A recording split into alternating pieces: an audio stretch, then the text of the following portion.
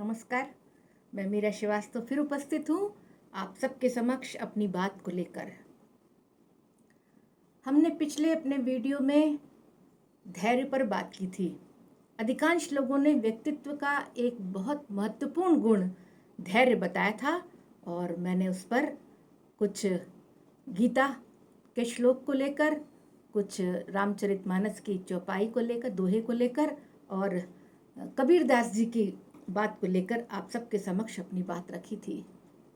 बहुत से लोगों ने सुझाव दिया कि परिश्रम, लगन भी एक महत्वपूर्ण गुण है। तो गुण तो बहुत सारे हैं। मैंने जो पहले धैर्य लिया उसका कारण ये कि अधिकांश लोगों ने ये बोला कि धैर्य एक बहुत महत्वपूर्ण गुण है और आजकल धैर्य की कमी, पेशेंस की कमी हमारे युवाओं में है। इसलिए सर्वप्रथम मैंने उस धैर्य को लिया। वास्तव में देखा जाए तो व्यक्तित्व तो एक ऐसा खजाना है, एक ऐसी खान है जिसमें अनेकों गुण होते हैं। कहा है ना कि व्यक्तित्व तो विशेषताओं का एक समूह है। सूरत चाहे जैसी हो, सीरत अच्छी होनी चाहिए। और इसी कारण से एक सुंदर व्यक्तित्व की अपेक्षा या एक बाह्य रूप से सुंदर दिखने वाले व्यक्ति की अपेक्षा एक सदा मुस्कुराता चेहरा, शालीन और शिष्ट व्यवहार वाला व्यक्ति लोगों द्वारा पसंद किया जाता है। ऐसे अनेक गुण हैं। परिश्रम है, लगन है, क्षमा है, शिष्टाचार है, बहुत सारी ऐसी बातें हैं जो एक व्यक्तित्व के अंदर होनी चाहिए। पर हम व्यक्तित्व के इन गुणों को, विशेषकर जो हमारी भारतीय संस्कृति के हैं, उनको हम भूलते जा रहे हैं। इसीलिए मैंने रामचरितमानस का उदाहरण लिया, मैंने गीता का उदाहरण लिया कि आज हम भाग रहे हैं व्यक्तित्व विकास के शिविरों की ओर, अपने बच्चों को भेजते हैं। पर्सनालिटी डेवलपमेंट की वर्कशॉप है, पर्सनालिटी डेवलपमेंट पर सेमिनार है, पर्सनालिटी डेवलपमेंट पर वो कोच जो है बहुत अच्छे पर्सनालिटी के आपको ग्रूमिंग करता है। हम बच्चों को अपने भेजते हैं और बच्चे भी उस ओर जाते हैं जहां उनकी अच्छी ग्रूमिंग हो सके आज के अनुसार।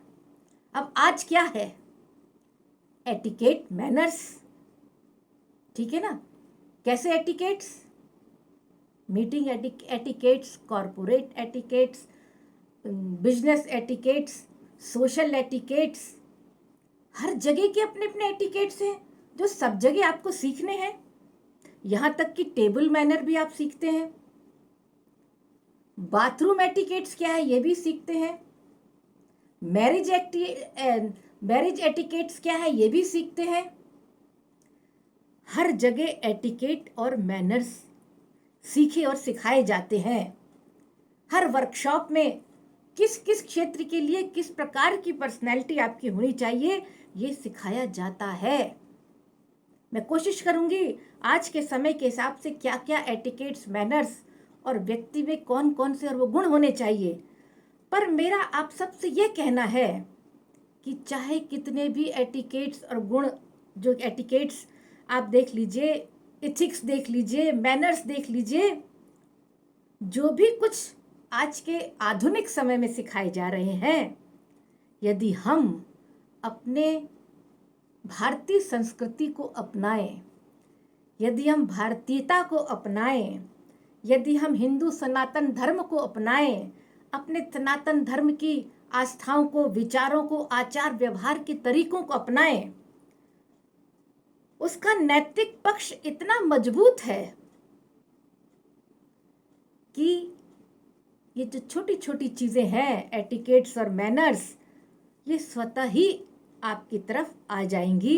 वो तो आप जब भी कोई शिक्षा ग्रहण करेंगे उसके साथ आती जाती हैं। पर नैतिक पक्ष हमारा बहुत महत्वपूर्ण है। ये एक ऐसा नियंत्रण है व्यक्तित्व का जो हमें सही और गलत सिखा देता है। और व्यक्तित्व का विकास वैसे ही होने लगता है। व्यक्तित्व का विकास भी बहुत जरूरी है, पर यदि हमारी पेरेंटिंग इस प्रकार हो, पालन पोषण इस प्रकार से किया जाए, रहन सहन के तरीके इस प्रकार से सिखाए जाए, आचार व्यवहार के तरीके ऐसे सिखाए जाएं कि व्यक्तित्व विकसित हो, विकास का उसको अवसर मिले, पर्सनालिटी डेवलपमेंट की आवश्यकता जो महसूस की जाती है, वो हमें अपने पारिवारिक जो वातावरण है, जो पालन पोषण है, उसमें ही यदि हम सिखा दें तो किसी विशेष रूप से उसको सीखने की जरूरत नहीं है, क्योंकि व्यक्तित्व का विकास तो जरूरी है। क्यों? क्योंकि ये जो है वो एक प्रकार के सोचने समझने के तरीके को सिखाता है, जीवन जीने के तरीकों को सिखाता है, जीवन में सकारात्मकता कैसे रहे हमें ये सिखाता है। इसलिए व्यक्तित्व का विकास अत्यंत आवश्यक है।